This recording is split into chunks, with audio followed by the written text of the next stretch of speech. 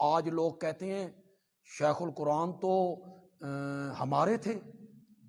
اور وہ نبی پاک کے صلاۃ و سلام سننے کے قائل تھے۔ ہم زندہ بھی موجود ہیں بھائی، ہماری موجودگی میں ان کی تفسیر موجود ہے جواہر القرآن، اس کو کہتے تھے چھوٹا جواہر القرآن، میرے پاس ہے وہ، اس میں سورت روم آپ پڑھیں، سورت روم فَإِنَّكَ لَا تُسْمِعُ الْمَوْتَىٰ، اس پر جو حاشیہ انہوں نے لکھا پڑھو ذرا، لیکن اس حاشیے کو بھی نہیں پڑھنا، جواہر القرآن کو نہیں پڑھنا، اس میں لکھا ہوا ہے عدم سما پہ بحث کرتے کرتے کرتے کرتے کرتے آخر میں آ کے حضرت شیخ لکھتے ہیں نبی اکرم صلی اللہ علیہ وسلم کی قبر مبارک کے نزدیک سے سننے والی صلاۃ و سلام سننے والی جتنی روایات آئی ہیں ان میں سے اکثر کے راوی شیعہ ہیں۔ نحمدہ ونصلی ونسلم علی رسول الکریم۔ سامعین و ناظرین، آپ حضرات نے بندیالوی صاحب کے کلپ کو سنا۔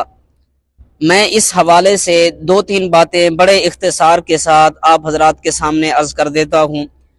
پہلی بات تو یہ ہے کہ حضرت شیخ القرآن حضرت مولانا غلام اللہ خان صاحب رحمۃ اللہ علیہ نے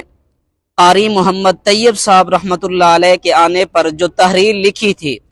اس میں صراحتاً عند القبر صلاۃ و سلام کے سما کا اقرار کیا ہے،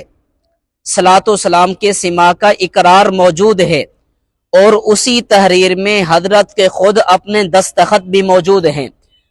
نمبر 2، اس پر تعلیم القرآن فتاوی جات بھی موجود ہیں جس میں صلاۃ و سلام کے سما کی صراحت موجود ہے۔ نمبر 3،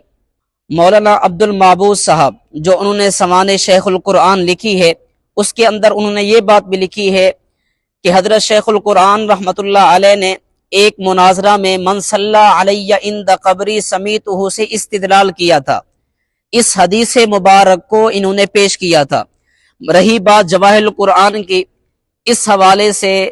آپ حضرات یہ باتیں ذہن نشین فرما لیں۔ پہلی بات تو یہ ہے کہ بندیالوی صاحب آپ ہمیں ذرا یہ بتا دیں کہ یہ جواہر القرآن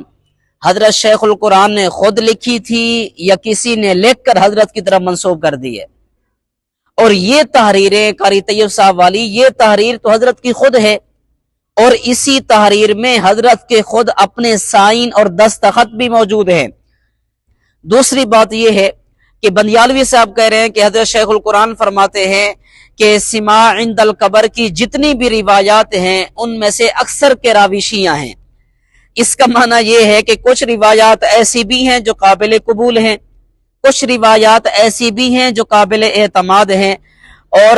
ایک بات یہ بھی قابل غور ہے کہ شیخ القرآن نے یہ تو نہیں کہا کہ جی سما عند القبر والا عقیدہ بھی ٹھیک نہیں ہے، انہوں نے روایات پر تو بات کی ہے لیکن انہوں نے عقیدے کے حوالے سے کوئی بات نہیں کی ہے۔ یہ ہے جناب والا علامہ عطا اللہ بندیالوی صاحب کا طریقہ واردات کہ ایک مصنوعی طور پر باتیں تیار کرتا ہے، جھوٹ بولتا ہے، اس جھوٹے تیار شدہ مواد کو بڑا ذمہ داری کے ساتھ یہ کسی کے کھاتے میں ڈال دیتا ہے، یہ کسی کے ذمہ لگا دیتا ہے جس کا حقیقت سے کوئی تعلق نہیں ہوتا۔ جیسا کہ آپ حضرات نے ابھی یہ ساری باتیں سنی ہیں، اللہ کریم کا بہت بڑا احسان ہے، اللہ رب العزت نے ہمیں اہل حق اہل سنہ والجماعت سے جوڑا ہے۔ اللہ پاک انہی کے منہج کے مطابق، انہی کے طریقے کے مطابق ہمیں زندگی گزارنے کی اور آنے والے شبہات کو دور کرنے کی توفیق و ہمت عطا فرمائے۔ وآخر دعوانا ان الحمد للہ رب العالمین۔